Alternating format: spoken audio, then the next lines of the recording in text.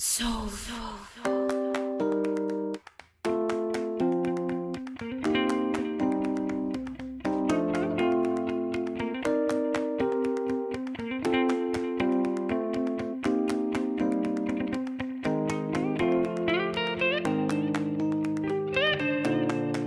Tout le monde. Alors aujourd'hui je vous propose un classique que tout le monde connaît, c'est un gâteau à l'ananas, délicieux, on n'est jamais déçu de ce genre de gâteau, il est super bon, très moelleux, je vous laisse avec la suite.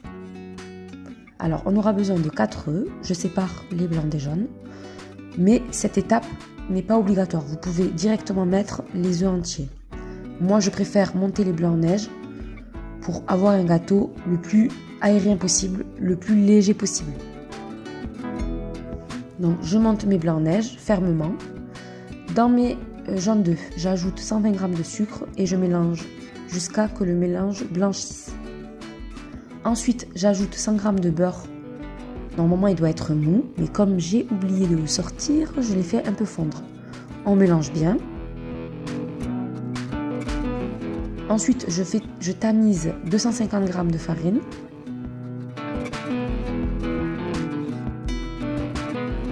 J'ajoute un sachet de levure chimique. Vous pouvez aussi tamiser la levure, hein. Moi je l'ai mis comme ça. Vous mélangez bien.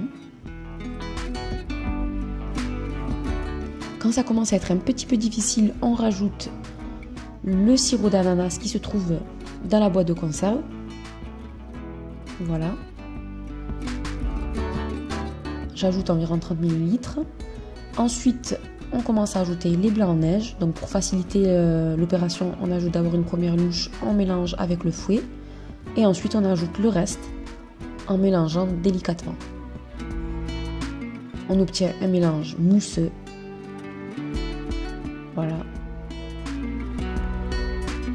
Ensuite, on va passer à la réalisation du caramel. Donc j'utilise 90 g de sucre auquel j'ajoute 4 à 5 cuillères à soupe d'eau.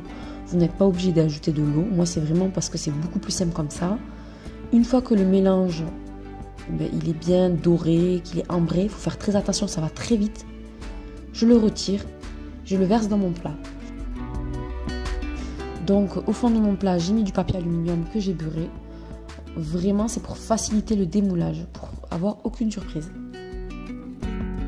Voilà, j'étale bien mon caramel avec une cuillère et j'ajoute mes tranches d'ananas.